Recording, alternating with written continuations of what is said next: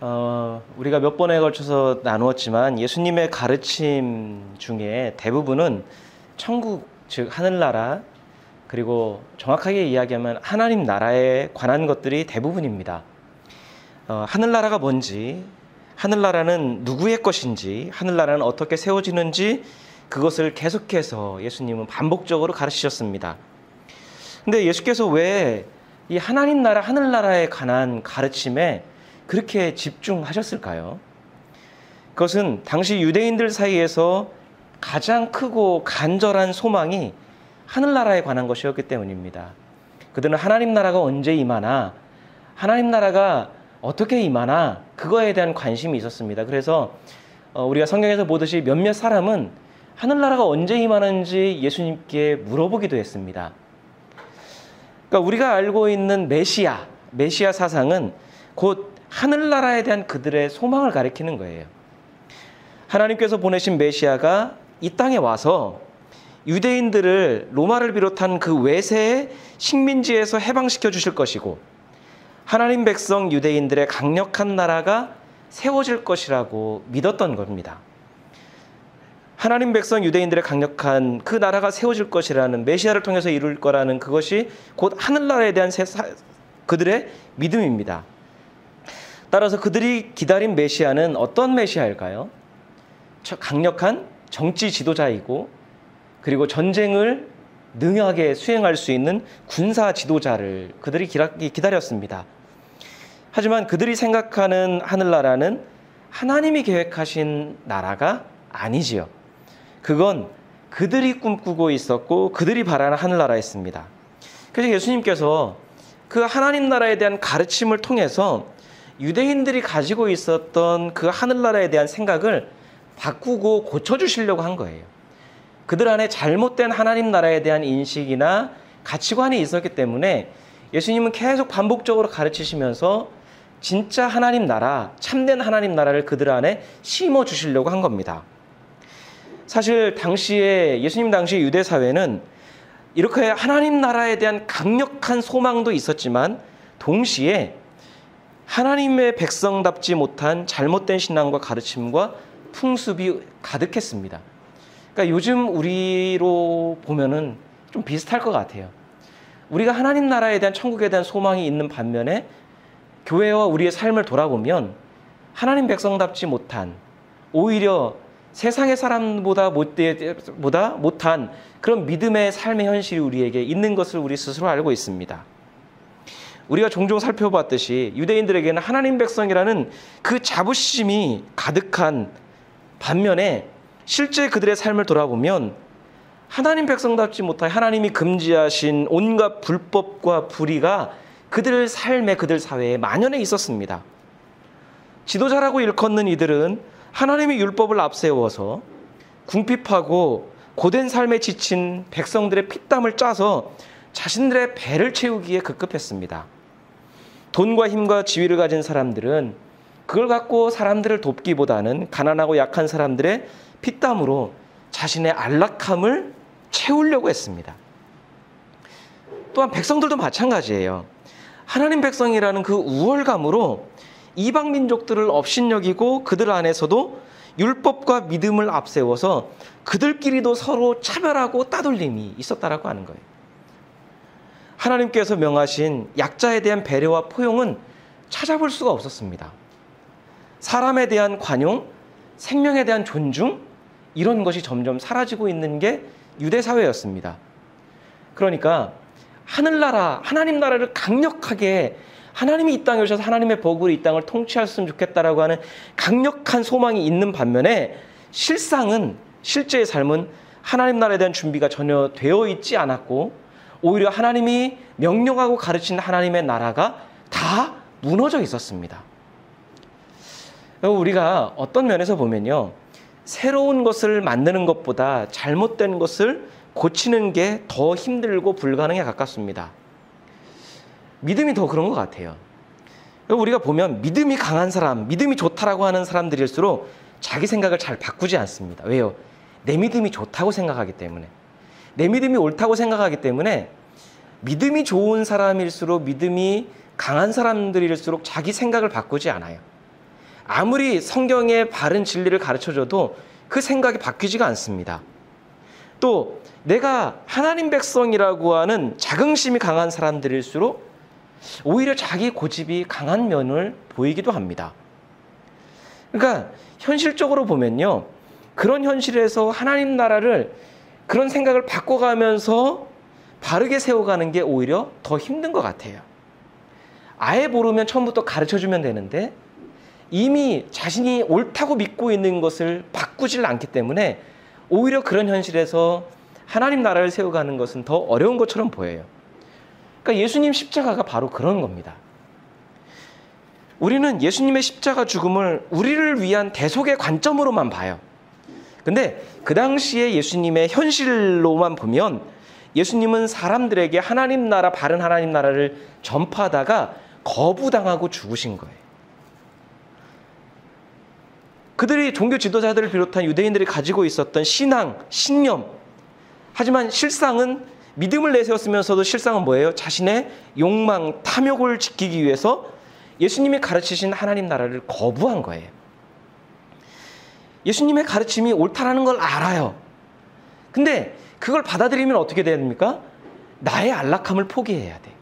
내가 지켰던, 내가 이루었던 지위와 권력과 그걸 다 포기해야 돼요. 내가 지금까지 이루었던 모든 것들을 다 포기해야 됩니다. 그러니까 그걸 알지만 나의 이익과는 맞지 않습니다. 그러니까 내 생각, 내 믿음을 바꾸느니 어떻게 해요? 예수를 죽이는 게 나은 거예요. 예수를 죽이면 하나님 나라가 중단이 되고 본인들이 원하는 세상, 본인들이 꿈꿨던 세상을 꾸준히 지키고 이뤄갈 수 있기 때문이에요. 예수만 죽이면 예수께서 가르친 하늘나라가 아닌 자신들이 계획한 나라를 세울 수 있기 때문이에요. 그러니까 예수님의 죽음은 단순하게 대속적 죽음일 뿐만 아니라 그 당시에 얼마나 하나님의 바른 가르침에 대한 준비가 되어 있지 않은지, 얼마나 자기들의 고집이 강한지를 보여주는 거예요. 그러니까 반대에 부딪혀서 예수님은 돌아가신 거죠. 그만큼 하나님 백성이라고 불리는 유대의 사회에서조차도 하나님 나라는 완전히 무너져 있었습니다. 다시 세우기 불가능할 정도로 뒤틀려 있었고 왜곡되어 있었죠. 그러니까 제가 볼 때는, 제가 예수님 입장이라면, 이런 걸 다 안다면 차라리 그들을 통해 하나님 나라를 세우는 걸 포기하고 차라리 새롭게 시작하는 게 나을 것 같아요. 근데 예수께서는 그렇게 하지 않으셨습니다. 제가 요새 와서 자꾸 드라마 얘기를 자꾸 하는데요. 2018년도에 제가 감명 깊게 본, 그리고 재밌게 본 드라마가 있습니다. 바로 미스터 선샤인이라고 하는, 보신 분도 있을지 모르겠는데 그런 드라마예요. 마침 오늘 또 광복절, 광복주일이기도 하고 광복절에 어울리는 드라마입니다. 의도한 건 아닌데 제가 준비하다 보니까 오늘이 광복절이더라고요. 그래서 우연찮게 이렇게 그거에 맞는 설교를 하게 됐는데, 이 드라마의 배경은요, 조선 말기서부터 시작해서 일제강점기를 배경으로 하는 드라마입니다. 그 안에 여러 배경을 가진 여러 등장인물들이 나오는데 그 중에 구동매라고 하는 인물이 있어요. 이 구동매는 백정의 자식으로 태어나서 어려서부터 온갖 횡포와 탄압과 차별을 겪어요. 그래서 그 부모들이 얘를 내쫓아요. 왜요? 백정의 자식으로 사람답게 살지 못하니 너 나가라. 더 이상 이것을 대물림하고 싶지 않다라고 했는데, 그때 구동매가 나가서 이곳저곳을 다녀도 그를 사람으로 대접해주는 사람이 없는 거예요. 사람 대접을 받은 적이 없어요. 그러다가 구동매는 일본으로 건너가게 돼서 칼을 쓰는 낭인이 됩니다. 그리고 실력을 인정받아서 낭인들의 우두머리가 되어서 조선에 돌아와요. 조선에 돌아온 구동매는 그에게 있어서 사람은 누구냐면 돈벌이에 불과해. 돈이라고 한다면 사람을 짐승처럼 아무 감정 없이 죽일 수 있는 사람이 되어서 돌아옵니다. 그런데 그가 의뢰를 받아서 의병을 소탕하던 중에 지객군으로 위장해서 활동하던 의병 하나를 잡습니다. 그리고 그 지객군인 의병을 신문하던 도중에 그 의병이 한 말 때문에 구동매가 가지고 있었던 생각과 마음이 흔들립니다. 그 명장면을 함께 보도록 하겠습니다. 예, 이 당시에 조선은 다른 나라들에게 산과 강, 철도, 광산, 전기 등 모든 것을 다 빼앗긴 상태입니다. 그러니까 나라가 나라 꼴이 말이 아니었죠. 근데 그것을 유발한 원인이 뭡니까? 지도자들은 당파 싸움에 몰두하고 양반들은 자신의 이익을 위해서 모든 것을 다 빼앗아가는 그런 것에 의해서 나라가 망가졌습니다. 그런 양반 사회에서 이 지객군으로 대표되는 백성들은 피해자일 뿐이에요. 나라가 회복된다 한들 본인에게 돌아오는 이익이 없습니다. 어쩌면 이 지객군에게는 나라를 살릴 이유가 없어요. 그래서 구동매는 평생 자신이 겪었던 그 서름 때문에 어떻게 해요? 자신에게 힘을 줄 수 있는 돈과 칼을 선택한 겁니다. 그런데 지객군은 오히려 이렇게 이야기를 하죠. 그래서 하는 거다. 이런 나라라도 빼앗기지 않으려고. 사실은 제가 이 드라마를 보게 된 게 이 장면을 보고 나서 이거를 계속 보게 되었습니다. 이런 나라라도 빼앗기지 않으려고 하는 지객군의 외침이 굉장히 가슴이 뭉클한 거예요. 이런 이들 때문에 나라를 다시 찾을 수 있었던 거구나. 모두가 포기했다면, 모두가 자기의 이익을 찾았다면 절대로 나라를 찾을 수 없겠구나라는 생각을 했습니다. 이런 나라라도 빼앗기지 않으려는 불가능에 가까운 그 몸부림이 결국 나라를 찾는 원동력이 된 거죠. 그러면서 문득 이 지객군이 외친 이런 나라, 모든 것이 다 무너지고 희망이 없고 소망이 없는 그 이런 나라가 저한테는 하나님 나라로 들리는 거예요. 교회가 욕먹고 있는 현실, 참된 복음이 점점 사라지고 희석되어 가고 있는 이 현실 속에서 이런 나라가 하나님 나라로 들리는 거예요. 그래서 하는 거다. 이런 하나님 나라도 빼앗기지 않으려고 하는 그런 외침으로 들리는 거예요. 예수님 당시에 마찬가지지요. 하나님 나라에 대한 소망을 말하기도 부끄러울 정도로 성전, 하나님 백성의 삶은 이미 다 무너져 있었어요. 이방인들보다도 못할 정도로 그들의 사회는 너무나 문란했습니다. 불의했습니다. 불법했습니다. 차라리 하나님 나라를 포기하고 아무것도 없는 곳에서 새롭게 시작하는 게 나아 보입니다. 그런데 그 가운데서 예수께서는 이 지객군처럼 외치시는 거죠. 이런 하나님 나라도 빼앗기지 않으려고. 그러니까 오늘의 비유도 그런 예수님의 외침처럼 들립니다. 예수께서 하늘나라를 어떻게 비유하셨죠? 우리 마태복음 13장 24절 말씀 같이 읽겠습니다. 예수께서 또 다른 비유를 들어서 그들에게 말씀하셨다. 하늘나라는 자기 밭에다가 좋은 씨를 뿌리는 사람과 같다. 하늘나라를 뭐에 비유하셨죠? 자기 밭에다가 좋은 씨를 뿌리는 그 사람, 그 사람의 사정, 그것과 같다라고 말씀하는 거예요. 우리는 하늘나라 하면은 자꾸 뭘 꿈꾸죠? 이 땅과는 다른 뭔가 완벽하게 모든 게 다 갖추어진 그런 나라로만 생각합니다. 고통도 없고 근심도 없고 병도 없고 애쓰거나 노력하지 않아도 되는 그냥 편안한 행복하기만 한 나라로 생각을 합니다. 그런데 예수께서는 하늘나라를 지금 이곳에서 시작되는 나라로 말씀하는 거예요. 과정으로 말씀하는 거예요. 구체적으로 뭐예요? 농사 짓는 것. 농사는요, 씨를 뿌리는 것에서부터 이제 시작이 되는 거예요. 결실을 거두기까지 가는 과정이 바로 농사의 과정입니다. 그러니까 밭에다가 씨를 뿌리는 사람, 밭을 가꾸는 사람, 열심히 일하고 있는 사람이 그런 게 하늘나라다라고 가르치시는 거예요. 그러니까 우리가 생각하는 것과 너무 다르죠. 여기서부터 우리가 갖고 있는 하늘나라에 대한 생각이 얼마나 잘못되어 있는지를 우리가 알아야 되죠. 그냥 단순하게 믿다가 나중에 가는 완벽한 모든 게 갖춰진 나라가 아니라 하늘나라는 여기에서부터 씨를 뿌리는 것에서부터 시작이 되는 거예요. 근데 여기까지는 좀 괜찮은 것 같아요. 열심히 밭에다가 좋은 씨를 뿌렸으면 우리는 어떤 걸 기대하죠? 당연하게 좋은 열매가 풍성하게 맺히는 그런 밭을 우리는 기대합니다. 그런데 예수께서는 그가 가꾸는 그 하늘나라, 그 밭에 좋은 열매만 자라는 게 아니라고 말씀해요. 우리 25절 말씀 같이 읽겠습니다.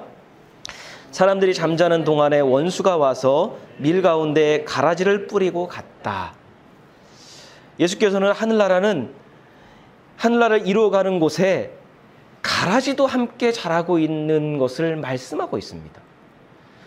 하늘나라를 이루어가는 과정에 좋은 열매만 있는 게 아니라 가라지들이 있다라고 하는 거예요. 사람들이 잠자는 동안에 원수가 와서 좋은 씨가 이미 뿌려져 있는 곳에 뭘 뿌리고 가요? 가라지를 덧뿌리고 가는 거예요. 가라지는 쉽게 얘기하면 유대에서는 사람들이 먹을 수 없는 독보리라고 그래요. 보리인데 독성이 있는 보리. 근데 처음에 사람들은 그것이 뿌려진 줄 몰라요. 자랄 때는 모릅니다. 그러다가 어느 정도 자라고 나니까 그 가운데서 함께 자라고 있는 가라지가 보이는 거예요. 독보리가 보이는 겁니다. 나중에 그것을 발견한 종들이 부랴부랴 가서 주인한테 물어봐요. 그것을 어떻게 할까요? 뽑을까요? 그러면은 우리 같으면 뽑으라 할 것 같은데 주인이 뭐라고 얘기하죠? 그냥 두라고 그래요. 이유가 뭡니까? 그 가라지가 너무 많이 자라있기 때문에 가라지를 뽑다가 함께 자라고 있는 밀도 곡식도 같이 뽑힐 수 있기 때문에 그냥 두라고 하는 거예요. 추수할 때까지 우선은 뒀다가 추수할 때 그때가 되면 가라지를 먼저 뽑아서 불태워버리고 나머지 알곡들은 곡간에 들이면 된다라고 이야기를 하는 거예요. 그리고 나서 예수님은 이 비유에서 상징하는 게 뭔지를 말씀하고 있습니다. 우리 37절에서 40절 말씀 같이 읽겠습니다. 예수 말씀하셨다. 좋은 씨를 뿌리는 이는 인자요 밭은 세상이다. 좋은 씨는 그 나라의 자녀들이요 가라지는 악한 자의 자녀들이다. 가라지를 뿌린 원수는 악마요 추수 때는 세상 끝날이요 추수꾼은 천사들이다. 가라지를 모아다가 불에 태워버리는 것과 같이 세상 끝날에도 그렇게 할 것이다. 그러니까 예수님은 이 비유에서 등장하는 단어들, 인물들이 뭔지를 말씀하고 있습니다. 좋은 씨를 뿌리는 사람은 누구예요? 인자. 인자가 뭡니까? 사람의 아들. 사람의 아들로 오신 예수님을 가리키는 거예요. 그리고 밭은 뭐예요? 세상이에요. 예수님께서 이 땅에 자기 밭인 세상에 오셨어요. 그래서 이 세상이라는 밭에 예수께서 좋은 씨를 뿌리는데 좋은 씨는 뭐예요? 하나님 나라의 자녀들을 이 세상에 뿌리십니다. 세상이라는 밭에 하나님 나라의 자녀를 뿌리세요. 반면에 예수께서 뿌리신 하나님 나라의 자녀를 뿌린 그곳에 뭐가 있어요? 원수가 가라지를 뿌려요. 근데 원수가 뿌린 가라지는 누구를 상징합니까? 악한 자의 자녀들. 그리고 가라지를 뿌린 원수는 누구를 상징한다고요? 악마. 그렇게 뿌렸습니다. 근데 하나님께서 예수께서 보시니까 그 가운데 뿌려진 좋은 씨를 뿌린 곳에 악한 자들도 같이 자라고 있는 거예요. 그런데 그거를 추수 때까지 두라고 하는 거예요. 추수 때는 뭡니까? 세상 끝날. 하나님이 심판하시는 그때. 그리고 그 곡식을 추수하는 추수꾼은 천사들을 가리키고 있다. 그러니까 하나님 나라에 대한 그 소망이 뿌려진 곳에 가라지가 자라고 있고 악한 자들도 함께하고 있고 그 악한 자들을 뽑지 않고 두시는 하나님의 이유가 있다라고 하는 거예요. 이 모든 과정이 하늘나라에 관한 이야기다라고 말씀하는 거예요. 정리해보면 뭡니까? 예수께서 하나님 나라의 사명을 받은 제자들을 세상에 씨로 뿌리는 거예요. 우리들을 세상에 뿌리시는 거예요. 제자들은, 신자들은 세상에 뿌려져 뭘 가꿔야 되는 거죠? 하나님 나라를 심고 하나님 나라의 말씀대로 살고 하나님을 가꾸는 씨앗인 거예요. 그래서 우리의 사명은 뭡니까? 하나님의 뜻을 이루어가는 삶을 사는 거예요. 그게 씨앗인 우리의 숙명입니다. 하나님 나라의 열매를 우리가 삶에서 맺어야 됩니다. 그런데 그 하나님 나라를 이루어가는 것이 수월하지 않다라는 거예요. 만만하지 않다는 거예요. 왜요? 악마가 와서 악한 자의 자녀들을 우리 삶의 곳곳에 뿌린다라고 하는 거예요. 밭에 가라지나 잡초가 자라면 어떻게 됩니까? 곡식이 열매를 맺는 것을 방해합니다. 때로는 곡식이 죽습니다. 이처럼 악한 자의 자녀들 또한 세상에 뿌려져서 하나님 나라가 건강하게 세워지는 것을 방해하고 막아선다라는 거예요. 근데 이상한 것은 주님께서 그 가라지를 뽑지 않으신다는 거예요. 악한 자의 자녀들을 제거하지 않으세요. 주인의 말과 같이 가라지를 뽑다가 곡식도 상할 수 있기 때문이에요. 적용해 보자면 악한 자의 자녀들을 뽑아내다가 그 안에서 하나님 나라를 세워가는 좋은 씨도 뽑혀나갈 수 있다라고 하는 거예요. 하나님 나라의 자녀들 또한 상할 수도 있다라고 하는 겁니다. 그래서 주님께서 그냥 놔두세요. 언제까지 놔두시나요? 세상의 끝날까지. 그래서 주님의 때가 되어야, 추수 때가 되어야 추수하여서 가라지는 먼저 뽑아서 불태우고 알곡은 곡간에 거두어 드린다. 이게 곡식과 가라지 비유의 전말입니다. 우리는 이 비유를 들으면서 곡식과 가라지 비유를 단순하게 생각합니다. 먼저 곡식을 누구라고 생각하나요? 그냥 교회 다니는 신자들, 가라지는 불신자들, 믿음이 없는 사람들, 그렇게 생각을 합니다. 하나님 나라의 자녀들은 믿는 신자들, 악한 자의 자녀들은 당연히 불신자들이라고 생각합니다. 그리고 이것이 그냥 단순하게 먼 훗날에 있을 천국과 지옥에 대한 비유라고 우리는 그렇게 생각을 합니다.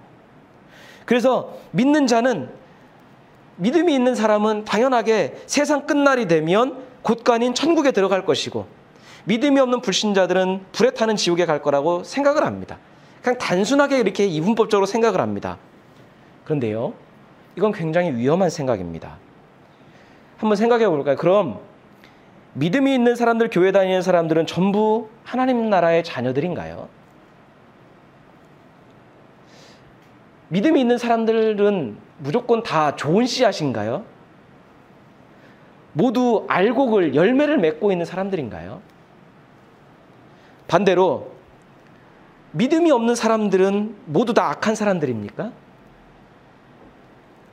불신자들은 다른 이들을 좀먹게 하는 가라지 같은 인생이고 독불이 같은 삶을 살고 있나요? 안타깝지만 오히려 신자들이 불의와 불법을 행하는 뉴스들이 너무 많이 나와요. 주변 사람들을 불편하게 불행하게 하는 경우들이 너무나 많이 들립니다. 반면에 믿음이 없지만 자신을 희생해서라도 다른 이들을 위해 살아가는 사람들이 너무나 많이 있어요. 그러니까 곡식은 신자들, 가라지는 불신자들, 이렇게 생각하는 것은 이 비유와 맞지 않아요. 무엇보다 예수께서 좋은 씨를 뭐라고 이야기하나요? 믿음을 가진 사람들이다 라고 얘기했나요? 신자들이다 라고 말씀하셨나요? 아니에요. 좋은 씨를 뭐라고요? 하나님 나라의 자녀들 이라고 말씀하셨고, 가라지를 불신자라고 말씀하셨나요? 믿음이 없는 자들이다, 이방인들이다 이렇게 말씀하셨나요? 아니에요. 가라지는 악한 자의 자녀들이라고 말씀합니다. 그러나 단순하게 곡식과 가라지를 가르는 게 믿음이 있고 없고 믿음의 기준이 아니라는 거예요. 게다가 예수께서는 가라지를 어떻게 말씀하셨나요? 우리 40절에서 42절 말씀 같이 읽겠습니다. 가라지를 모아다가 불에 태워버리는 것과 같이 세상 끝날에도 그렇게 할 것이다. 인자가 천사들을 보낼 터인데 그들은 죄짓게 하는 모든 일들과 불법을 행하는 모든 사람들을 자기 나라에서 모조리 끌어 모아다가 불아궁이에 쳐넣을 것이다. 그러면 그들은 거기서 울며 이를 갈 것이다. 자, 예수께서 가라지의 정체를 뭐라고 말씀하셨나요? 죄짓게 하는 모든 일들, 불법을 행하는 모든 사람들, 이게 가라지라는 거예요. 그리고 그 가라지를 어떻게 해요? 추수 때 자기 나라에서, 즉 하나님 나라에서 모조리 끌어내겠다고 말씀해요. 골라내겠다고 말씀하고 있는 거예요. 따라서 가라지가 누굽니까? 하나님 나라와 상관없는 삶을 살아가는 이들. 믿음이 있지만 불의와 불법을 행하거나 하나님 뜻과 상관없이 살아가는 사람들이라고 하면 그도 가라지인 거예요. 아무리 믿음이 좋아 보여도 하나님 나라와 상관이 없는 삶을 산다면 그는 알곡이 아니라는 거예요. 아무리 교회 일에 열심을 내고 남다른 열정을 보여도 삶 속에서 하나님 나라 말씀대로 살지 않고 오히려 하나님 나라를 욕보이고 하나님 나라를 무너뜨리는 삶을 살고 있다면 그는 절대로 알곡이 될 수 없는 거예요. 오히려 주님께서 그 나라에서 끌어내어다가 불에 넣을 것이라고 말씀하는 거예요. 무엇보다 예수께서는 알곡을 뭐라고 말씀하셨죠? 하나님 나라의 자녀들. 나에 대한 믿음을 가진 사람이다 이렇게 말씀하지 않으세요. 하나님 나라의 자녀들이라고 말씀합니다. 그건 뭐예요? 이것은 그가 갖고 있는 믿음이 아니라 그가 어떤 삶을 살고 있느냐로 알곡인지 가라지인지 판단하시겠다는 거예요. 그가 아무리 대단한 믿음을 소유했다 하더라도 이 말씀처럼 다른 이로 하여금 죄를 짓게 만든다면, 불법을 행하는 삶을 끊어내지 못한다면 하나님 나라에서 끌어내겠다고 말씀하는 거예요. 그러니까 이것이 단순하게 믿음이 있고 없고의 문제가 아니라, 천국과 지옥의 문제가 아니라 우리가 지금 살고 있는, 지금부터 살아가는 삶의 모든 것을 가리키고 있는 거죠. 여러분, 비유를 통해 보면 좋은 씨와 가라지는 함께 자랍니다. 좋은 씨와 가라지는 함께 자라고 있는 거예요. 25절에서 예수께서 뭐라고 말씀하시나요? 좋은 씨를 뿌린 후에 사람들이 잠자는 사이에 원수들이 와서 뭐라요? 가라지를 덧뿌리고 갔다라고 그래요. 따로 있는 게 아니라 좋은 씨를 뿌린 곳에 덧뿌리고 간 거예요. 좋은 씨를 뿌린 그 장소에 가라지가 함께 뿌려져서 곡식과 함께 자라고 있는 거예요. 예를 들어 예수께서는, 하나님께서는 어떻게 하셨습니까? 이스라엘을 통해서 하나님 나라를 이루시기 위해 그들한테 가나안 땅을 주셨고, 율법을 주셨고, 믿음을 주셨고, 여러 가지 은총을 주셨습니다. 좋은 씨를 맺을 수 있는 걸 다 주셨어요. 하지만 그들이 하나님 안에 깨어있지 않는 순간에 그들의 생각에, 그들의 마음에, 그들의 삶에 뭐가 자라기 시작했나요? 가라지가 함께 자라기 시작했어요. 심지어 예수님 당시에 보면 성전조차도 가라지가 무성히 자라고 있는 것이에요. 하나님의 이름을 팔아서 자신의 이익을 챙기고 율법을 이용해서 권력과 부를 차지하려고 했습니다. 돈이 없으면 사람 대접받지 못했고요. 종교적 의무를 다하지 못하면 죄인 취급을 당했어요. 하나님께서는 땅을 주시면서 그들이 아무것도 가진 것이 없었던 나그네였음을 기억해라. 너희가 원래부터 가진 게 아니라 너희는 아무것도 가진 게 없는 나그네라는 것을 기억하라고 하셨습니다. 율법을 주시면서는 뭐라고 말씀하셨어요? 그들이 노예였던 시절, 이집트에서 노예였던 그 시절을 절대로 잊어버리면 안 되고 후손들에게도 계속 가르쳐야 된다고 말씀했어요. 그래서 이것을 통해서 권력이 지배하고 돈을 사람보다 중요시하는 세상에서 하나님의 그 사랑과 관용과 자비의 원리가 그 땅에서 이루어지기를 원했어요. 하나님이 만드신 정말 좋은 세상, 아름다운 세상이 가나안 땅에서, 이스라엘 땅에서 이루어지기를 원하셨어요. 그런데 그 가나안 땅에 어느새 가라지가 함께 자라기 시작했고 하나님 백성과 성전이 가라지가 돼버렸어요. 문제는 뭡니까? 예수님께서 와서 보시니까 그들이 가라지가 뭔지를 모르는 거예요.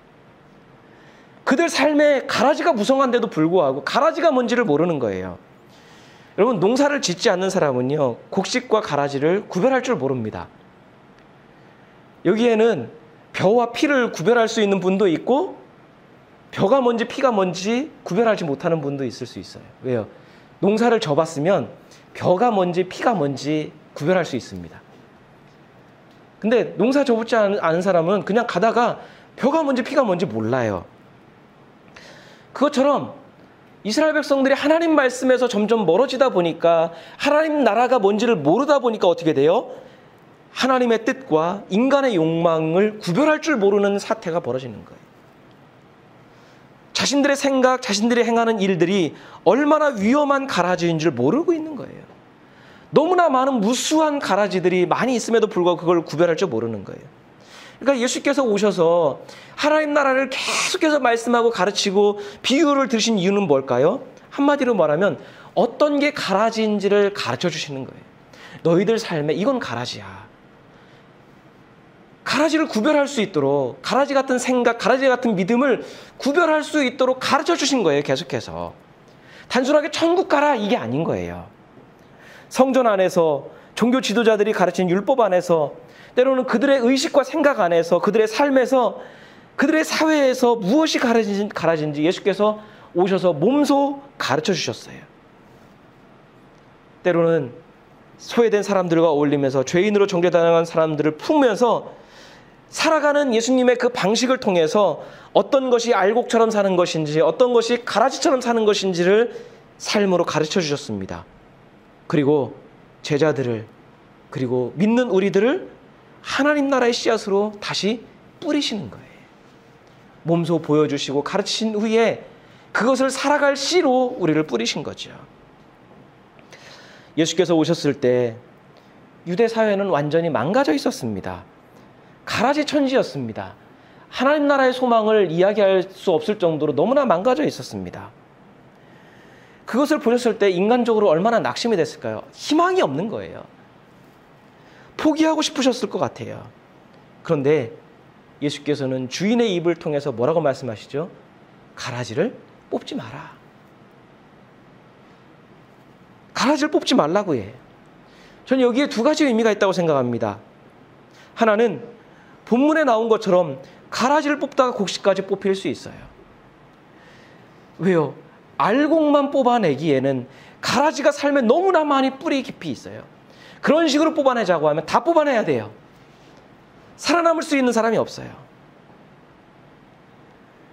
그 정도로 심각한 게 유대 사회였습니다. 그래서 예수께서는 이 비유를 통해 뭘 말씀하고 있는 거죠? 분별력을 키우라고 하는 거예요. 곡식과 가라지의 삶이 뭔지, 곡식의 신앙과 가라지의 신앙이 뭔지, 하나님 나라의 삶과 욕망의 삶이 무엇인지를 예수께서 먼저 다 가르쳐 주시고 분별하라고 하시는 거죠. 그래서 먼저 우리의 삶에서 먼저 가라지를 뽑아내야 되는 거죠. 가라지를 제거해야 되는 거죠. 우리 자체가 가라지의 삶에서 곡식으로 바뀌어야 되는 거죠. 그것을 구별하지 못하면 절대로 너희도 하나님 나라에 들어갈 수 없다. 그러니까 우리는 믿음이 있으면 곡식이라고 생각하지만 예수님은 아니라는 거예요. 너도 가라지일 수 있고 너도 뽑힐 수 있다고 하는 거예요. 그러니까 우리 스스로가 곡식이라고 알곡이라고 자랑할 수 있는 사람이 누가 있나요? 우리는 정말 알곡의 삶을 살고 있나요? 아니라는 거예요. 분별력을 갖고 먼저 우리가 곡식의 삶을 살아내야지. 분별력이 없으면 가라지 믿음, 가라지 신행각에 휩쓸려서 나 또한 가라지이면서도 가라지가 휩쓸 가라지의 삶을 살 수 있기 때문이에요. 양심을 팔고 불의와 불법을 정당화하고 이기적인 독선과 신앙으로 살면서 나는 나중에 곡간에 들여지는 알곡이 될 거야. 천국에 들어갈 거야. 그런 허황된 생각을 품을 수 있다라고 하는 거예요. 그러니까 예수께서는 놔둬라. 그건 뭐 말씀이에요? 너도 가라지일 수 있어. 너도 뽑힐 수 있어. 추수 때까지 기회를 주시는 거죠. 또한 예수께서 가라지를 뽑지 말고 추수 때까지 두라고 하신 이유가 뭘까요? 그럼에도 불구하고 가라지 천지임에도 불구하고 하나님 나라를 절대 포기할 수 없다고 하시는 의지를 표현하시는 거예요. 이 땅에 가라지 천지인 이 땅에 하나님 나라를 이루어 가시려고 하는 예수님의 의지의 표현인 거죠. 여러분 밭에 잡초가 무성하고요. 가라지가 너무 많으면 그냥 갈아엎어버리면 돼요. 곡식보다 가라지가 많으면요. 그냥 갈아엎고 새로 시작하면 돼요. 곡식들이 좀 상하더라도 그거 좀 곡식 포기하고 가라지 싹 밀어버리면 그만입니다. 하지만 저는요. 이 표현이 한 포기의 곡식이라도 포기하지 않는 사랑의 표현으로 들리는 거예요. 다 갈아지고 그 가운데 곡식 하나만 있어도 그 곡식 하나를 예수님은 포기하지 않으시는 거죠. 한 사람이라도 하나님 나라를 위해서 살고 있다면 그를 위해서 가라지를 두고 있는 거예요. 그 밭을 포기하지 않으시는 거예요. 이 세상이라는 밭을 포기하지 않으시는 거예요. 어쩌면 지금 우리가 사는 세상은 어쩌면 우리가 믿고 있는 교회 현실은 가라지가 판치는 세상일지 모르겠습니다. 세상뿐만 아니라 가라지 교회들, 가라지 신자들, 가라지 목회자들, 가라지 믿음들이 가득한 세상인 것 같아요. 어쩌면 이렇게 이야기하는 우리 자신이 가라지일지 몰라요. 우리 생각과 삶에 이미 가라지 사상들이, 가라지 믿음들이 너무나 뿌리 깊게 내려 있는지 모릅니다. 그런데 예수께서는 그냥 당장에 우리를 뽑아내시기보다는 기다려주시는 거예요. 주님의 때까지, 추수 때까지 기다려주시는 거예요. 여전히 우리를 향한, 세상을 향한 소망을 놓지 않으시는 거예요. 여전히 세상에 뿌려져 있는, 어쩌면 듬섬듬섬 자라고 있는 그 좋은 씨앗들이, 좋은 교회들이, 좋은 신자들이 그 가라지를 극복해내고 하나님 나라를 이루어 가기를 기다리시는 거죠. 자신의 가라지 근성, 가라지 믿음을 버리고 하나님 나라의 원리대로 살아가는 알곡으로 변화되는 그런 알곡들이 점점 땅에 떨어지는 그때를 기다리시는 거죠. 그 몇 가닥의 알곡들을 통해 하나님 나라가 세워지기를 기다려주시는 거예요.